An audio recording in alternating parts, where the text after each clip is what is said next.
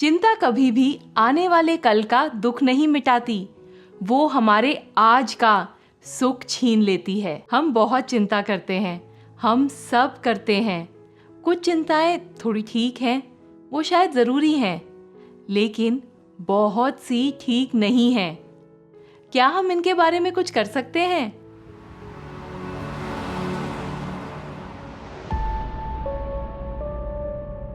नमस्ते, मैं हूं गार्गी और आप देख रहे हैं the aligned souls. Mind, body और सोल से रिलेटेड और वीडियोस देखने के लिए हमारे चैनल को सब्सक्राइब करना ना भूलें। कुछ टाइम पहले की बात है, जिस कंपनी में मैं काम करती थी, उन्होंने कॉस्ट कटिंग के चलते कुछ एम्प्लॉयज को 1 मंथ के नोटिस पर जाने के लिए बोला और उस टाइम काफी कंपनीज डाउनसाइजिंग कर रही थी, तो जॉब मिलना भी आसान नहीं था। काफी टेंशन थी।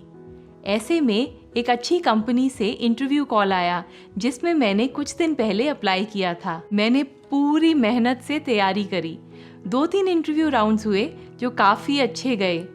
मुझे बहुत पॉजिटिव लग रहा था कि इसमें हो जाएगा और उनके नॉर्मल प्रोसेस के हिसाब से मेरा लास्ट राउंड हो चुका था। लेकिन फिर 2 दिन बाद उन्होंने बोला कि एक सीनियर डायरेक्टर से भी एक इंटरव्यू राउंड होगा। मुझे थोड़ा तो अजीब लगा, लेकिन क्या कर सकती थी। फिर उस सीनियर डायरेक्टर के साथ इंटरव्यू हुआ और मुझे याद है कि सारा अच्छा ही गया था, लेकिन 1-2 जगह मैं थोड़े और बेटर जवाब दे सकती थी। लेकिन कोई बात नहीं, मुझे एक्सपेक्टेड था कि 1-2 दिन में बता देंगे, क्योंकि उससे पहले हर राउंड के बाद बस एक ही दिन में HR का जवाब आ जाता था। उनको ये रोल जल्दी फिल करना था। 2 दिन हो गए, फिर 5, फिर 10 दिन हो गए, कोई जवाब नहीं आया। मेरी ईमेल्स का भी वो कोई जवाब नहीं दे रहे थे। उन 10 दिनों में मेरी जो हालत थी, बस दिन भर मैं उस लास्ट इंटरव्यू के बारे में ही सोचती रहती थी। ये नहीं कहना चाहिए था, वो कैसे बोल दिया, कैसी बेवकूफ़ हूँ मैं। शायद उन्हें एक बेटर कैंडिडेट मिल गया होगा, मैं ही थोड़ी ना हूँ, दसियों लोग हैं। अब अगर और कोई कंपनी से इंटरव्यू कॉल नहीं आया तो उन 10 दिनों में मेरा किसी चीज़ में मन नहीं लगता था।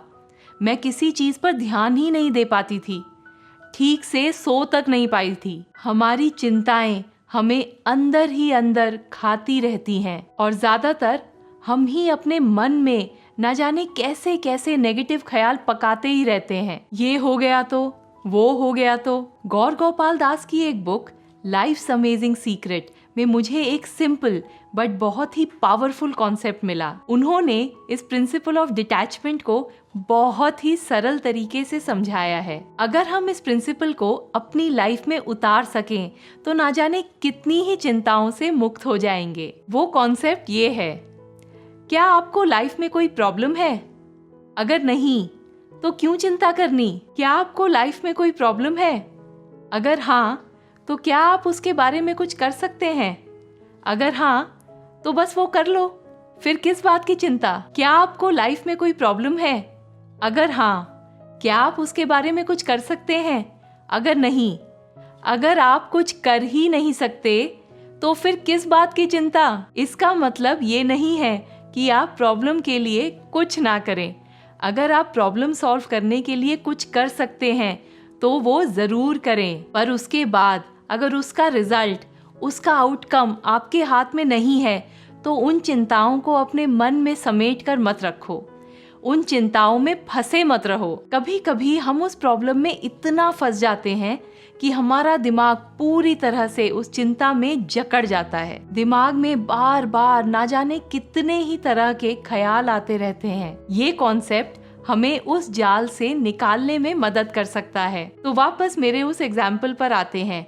उस इंटरव्यू प्रोसेस में मैंने अपना काम सही तरीके से कर दिया था, अच्छे से प्रिपेयर किया, इंटरव्यू दिए, जो भी मेरे हाथ में था। अब उस कंपनी का डिसीजन उनके हाथ में था। उन इंटरव्यूज का रिजल्ट पॉजिटिव होगा या नेगेटिव, मुझे वो जॉब मिलेगी या नहीं, ये मेरे कंट्रोल से बाहर था। तो फिर मुझे किसी भी तरह की चिंता में घुसे रहने का क्या फायदा? बल्कि उस समय तो मुझे दूसरी और कंपनीज में अप्लाई करने पर फोकस करना चाहिए था। वो ही मेरे हाथ में था, इस कंपनी का रिजल्ट नहीं। तो फिर क्यों चिंता? मुझे पता है ये कहना आसान है, करना मुश्किल। थ्योरी में तो सब सही लगता है, पर एक्चुअल में अपनी लाइफ में इम्प्लीमेंट करना इतना आसान नहीं होता। अभी भी अगर मैं उस टाइम के बारे में सोचूं, तो ये सब पता होने के बावजूद भी मैं उन सारी चिंताओं को शायद नज़रअंदाज नहीं कर पाऊंगी। टेंशन तो होगी, पर हाँ, मैं शायद थोड़ा बेटर, थोड़ा और शांत रह पाऊंगी और सही जगह फोकस कर पाऊंगी। और हाँ, मुझे उस कंपनी से 11वें दिन ऑफर आ गया था। हाँ, फाइनली। और जब मैंने ज्वाइन करा तब मुझे पता चला कि वो जो उनका मुझे जवाब नहीं आ रहा था ना, उसका कुछ और ही रीज़न था। कंपनी में इंटरनली एक बड़ा इशू चल रहा था जिसमें वो डायरेक्टर बहुत बिजी थे और उनके अप्रूवल के बिना ऑफर लेटर नहीं दे सकते थे। बस, और मैंने ना जाने कौन कौन से ख्याली पुलाव पका रखे थे। कितनी टेंशन, कितना स्ट्रेस लिया, और उस टाइम उस टेंशन में ठीक से दूसरी जगह भी अप्लाई नहीं किया, जो कि एक्चुअली मेरे हाथ में था। मैं एक्सपीरियंस से बता सकती हूँ कि इस कॉन्सेप्ट को केवल जानने और समझने से ही आप काफ़ी हद तक संभल पाओगे, और फिर जैसे जैसे हम इसे प्रैक्टिस करते रहेंगे, हम इसमें बेटर होते रहेंगे। और हाँ, ये एक्सपेक्टेशन रखना कि ये कॉन्सेप्ट जानते ही सारी चिंताएं वुश गायब हो जाएंगी, ये तो सही नहीं है। किसी भी नई सोच को अपने अंदर के संस्कार में बदलाव लाने के लिए टाइम और प्रैक्टिस की ज़रूरत होती है। कुछ समय में मुझे अपने अंदर काफ़ी बदलाव दिखता है। इसको ज़रूर ट्राई करें और नीचे कमेंट्स में अपने एक्सपीरियंस मेरे साथ ज़रूर शेयर करें। आशा करती हूँ कि आपको ये वीडियो यूज़फुल लगा होगा।